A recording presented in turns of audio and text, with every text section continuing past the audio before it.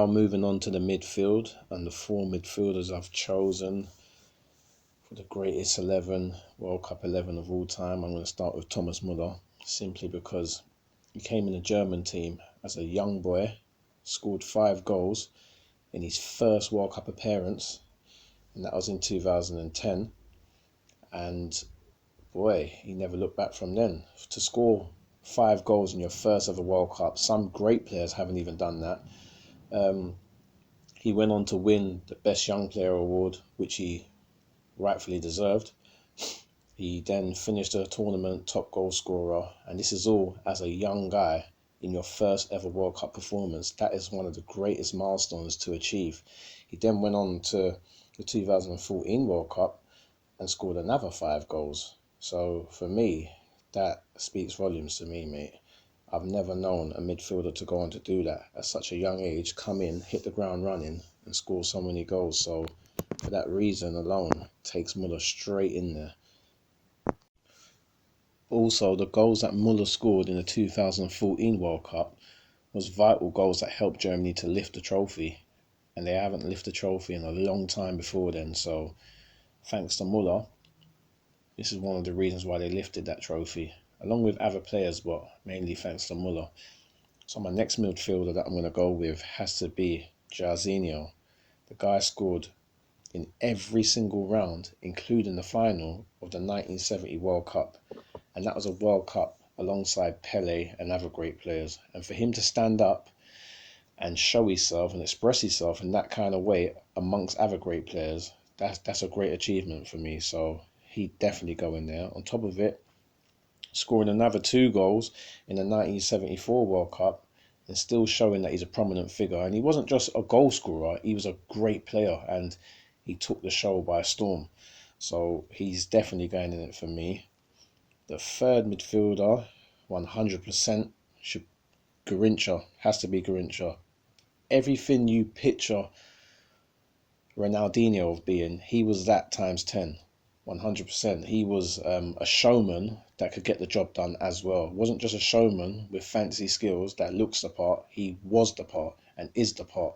He actually scored goals, stepped up alongside Pele and other great players like Ademir, Vava and all these other legends from Brazil. And he stole the show. He was always the best player on the pitch, no matter what, no matter who was next to him on his team or whoever he was up against. He was always the best player on the pitch, alongside Pele at times. So most definitely Garrincha. Even won the Golden Ball at one of the World Cups, so he definitely has to go in it. Scored 2 goals in the semi-final of 1962. He scored in every single World Cup he's been in. Yeah, he's definitely got to go into this without a shadow of a doubt. Amazing player, great player, Brazilian legend, 100%. And just to add, there comes a time in football where you get a special player, and Garrincha, without a shadow of a doubt, was a special player. He was just so special with his dribbling, his shooting ability, everything. His football brain was on cloud 9. He was just amazing.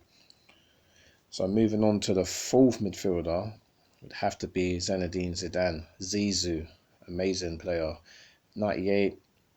He wasn't the greatest player in the World Cup of 98 because there were so many great players and Zidane didn't hit his peak at that time. He wasn't like the Real Madrid Zidane at that time. He was still good, but he wasn't a great club player at that time. But when it really mattered, he stepped up and scored the 2 winning goals in the final.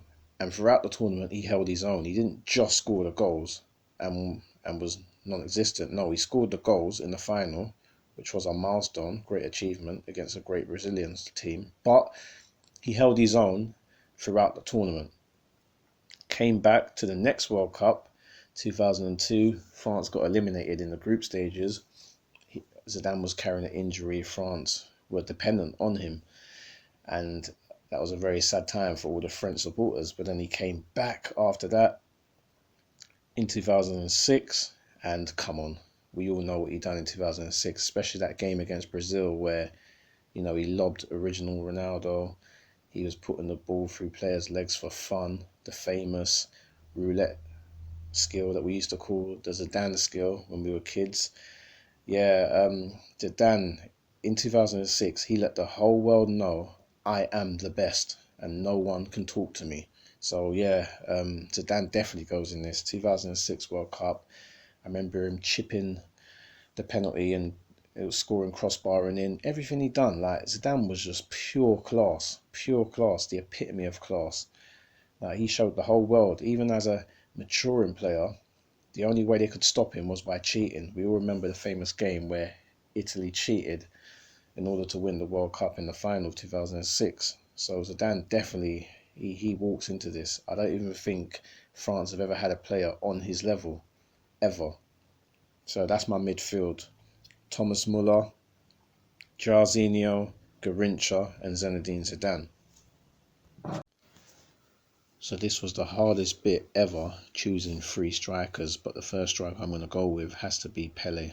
Amazing striker, has everything to his game, dribbled past players in the World Cup so easily, annihilated defences, made him look like a Sunday League team. Still holds the record for the most assists of all time, which is 10. The most assists in a single tournament, which is 7. The most assists provided in a final, which is 3. Youngest player to score a hat-trick, youngest player to score in a FIFA World Cup, scored in 2 separate finals, 58 World Cup and the 1970 World Cup. And for the fact that in the 1970 team, he was a mature player and he still stepped up and done his thing, was always a prominent figure, never went hiding, always stepped up in the biggest of occasions and the biggest games. He was a showman as well as a great performer and as well as a great goal scorer. So Pele all day long, Pele. He also holds the 5th position out of World Cup scorers of all time. Most goals scored in the World Cup of all time. He holds the 5th position, which is a great milestone. So Pele all day long. Second striker I'd choose would have to be original Ronaldo. Reason being is age of 21. As I said previously, in the World Cup 98, my greatest World Cup of all time, there were so many stars and Ronaldo was the star of the whole entire World Cup.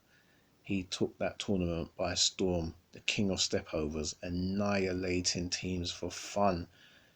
If you ever have time, please watch Brazil versus Scotland and see what Ronaldo done. Wow. Not just the Scottish team, he annihilated many other teams. Best player in that World Cup. It took for him to be sick for him not to lift the trophy, unfortunately, but still got the golden ball, which was well deserved. Greatest player in that World Cup. 2002, they lifted the World Cup, and Ronaldo again was very pinnacle in that team.